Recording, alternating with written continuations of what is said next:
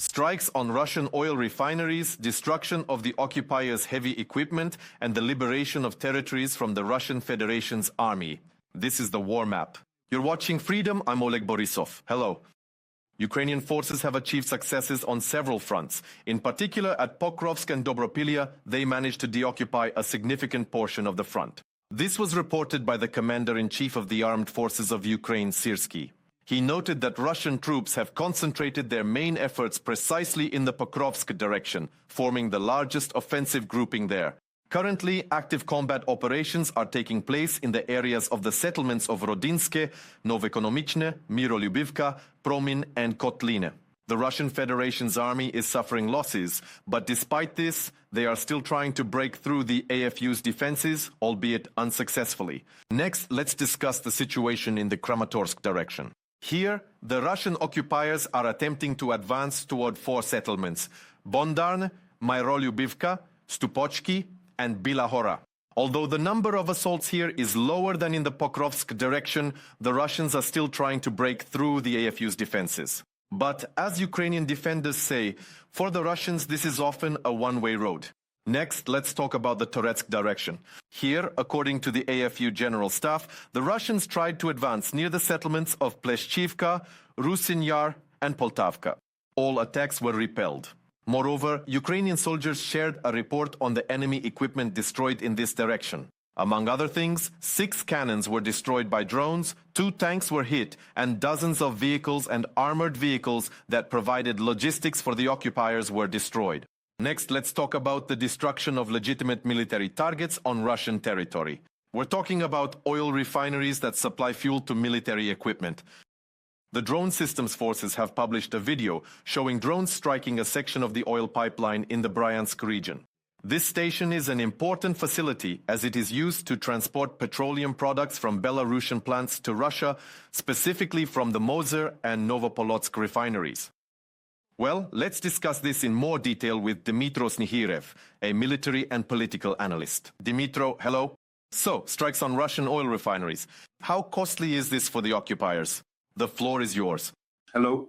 Thank you for having me. It's very costly. According to estimates from the Russian side itself, as a result of drone strikes by Ukraine's Defence Forces and the main intelligence directorate of the Ministry of Defence, about 20% of oil refineries in the Russian Federation have either partially or completely ceased operations. What does this mean in numbers? It means a budget deficit for the Russian Federation. It means an inability to finance active combat operations on the territory of our country. First and foremost, according to the assessments of Russian experts themselves, the current budget deficit of the Russian Federation is approximately 2.2% of its gross domestic product. This substantial fiscal shortfall translates to around 60 billion United States dollars. By the conclusion of the current year, according to those very same Russian economic experts, the budget gap could potentially grow to a staggering $100 billion, representing a significant increase in the financial challenges faced by the nation. It's also noteworthy that the gas station country is making unprecedentedly unpopular decisions. The government of the Russian Federation is halting the export of fuel and lubricants, specifically gasoline and petroleum products, to foreign end consumers in order to stabilize the situation within Russia itself. But stabilization is still a long way off.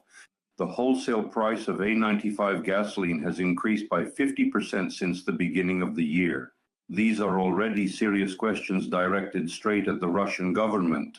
And accordingly, this creates the preconditions for social tension within Russia itself. In addition, the Russian government is taking unprecedented measures, namely increasing the import of gasoline and diesel fuel from the Republic of Belarus and Kazakhstan. And most importantly, what needs to be discussed are the strikes on oil refineries. Primarily, we're talking about drone strikes by the GUR, specifically targeting high-tech equipment produced by leading European countries, which are putting operations on hold, and not just briefly, but for a significant period of time, delaying the possibility of restarting production. The point is that the Russian oil refining industry is under sanctions pressure, and as a result, the supply of the latest technological equipment to oil refineries in the Russian Federation has effectively ceased. Let me remind you of the statistics from the most recent strikes. Special Operations Forces drone strikes on the oil refineries in Ryazan, and this is one of the largest oil refineries, moreover, one of the most modern, and most importantly, it supplies fuel and lubricants to Moscow and the Moscow region. At the moment, the production cycle has been halted. And finally, let's recall the drone strikes by the main intelligence directorate of the Ministry of Defense of Ukraine on the oil refinery in Ukhta. A record for target engagement range was set 2,000 kilometers. And let me remind you, August is notable for the fact that the Defense Forces of Ukraine and Ukroboronprom announced the existence of a Ukrainian ballistic missile program.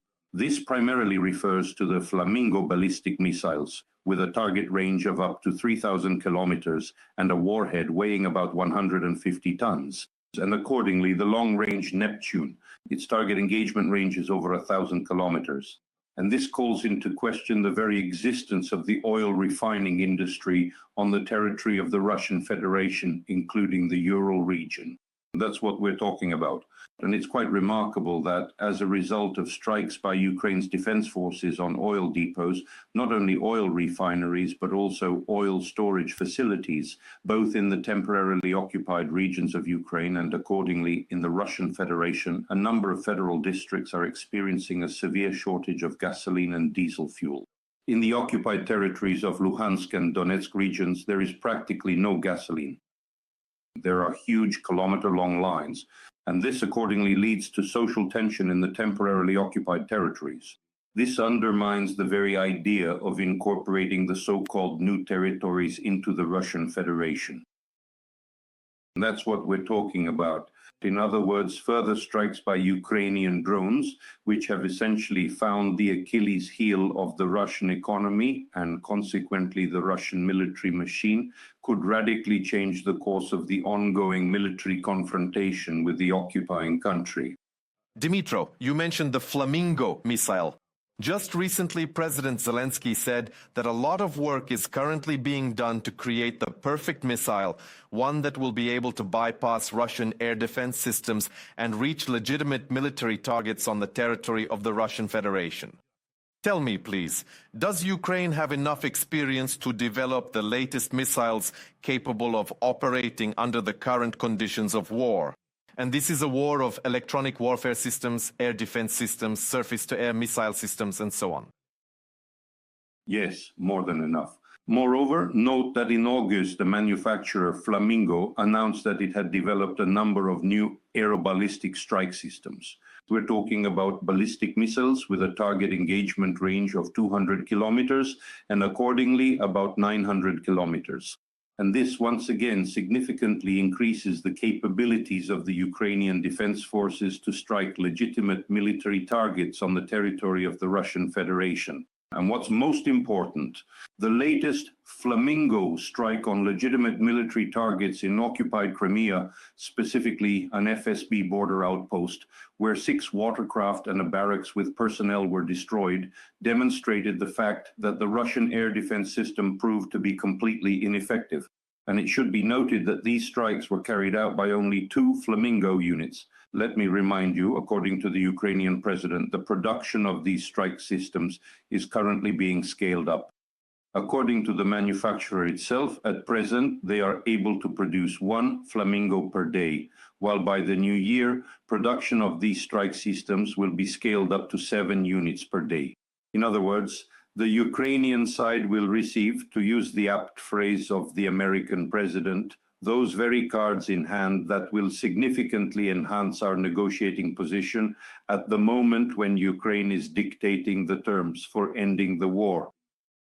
And I would also like to point out another very telling detail. The point is that Ukraine's strike capabilities, primarily drones, are also able, without any issues, to penetrate the layered air and missile defense system in the autonomous Republic of Crimea, which is temporarily occupied by the Russian Federation.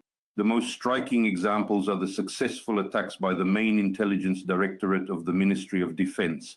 And note that these attacks target the latest air defense missile systems, namely the S-400 and S-500, which, according to the Russian side, have no analogues. Moreover, the strikes are aimed not only at the launchers of these air defense systems, but primarily at the radars. This is a similar drone attack by Special Operations Forces on an S-300 air defense system and its radar. And this is compelling evidence that the brave defense forces of Ukraine are effectively depleting the enemy's crucial missile and sophisticated air defense system within the strategically important Ukrainian Crimea. In other words, this is primarily an informational strike. The whole world understands that the air defense system of the Russian Federation is a colossus with feet of clay, unable to effectively counter Ukrainian strike assets, whether drones or, accordingly, aeroballistic weapons. Another important point, in August, the defense forces of Ukraine regained 5 times more territory than was lost. This was stated by Commander-in-Chief Syrsky. This once again demonstrates that the so-called Russian summer offensive has failed. Are you observing a shortage of personnel among the occupiers due to heavy losses at the front? Yes. Moreover, the occupiers are being forced to conduct additional so-called covert mobilization processes. First and foremost, this refers to the total mobilization of the male population in the occupied territories of Luhansk and Donetsk regions, where the conscription age has been lowered to 18, and the upper limit is 65 years. And let me remind you, in Ukraine, the respective ages are 25 and 60. And accordingly, these are recruitment activities for the so-called Special Contingent K, meaning convicts, who, according to the decree of the Russian dictator, have the right to sign contracts with the Ministry of Defense of the occupying country, even in the courtroom. And note that there is currently a large number of units of the so-called Storm Z. This includes, first and foremost, besides Storm, Storm Z, Storm V, and others. And this is evidence that the main strike force of the Russian army is, in fact, former convicts. I should note, according to the same GUAR data announced by Andriy Yusov, the number of Russian troops in Ukraine is about 700,000. A year ago, according to the same main intelligence directorate of the Ministry of Defense of Ukraine, their numbers were just over 550,000. So we are talking about an increase in the number of occupation troops by 150,000. And what are the results? At this point, we are witnessing not only the failure of the so-called summer campaign, but the failure of the entire so-called special military operation.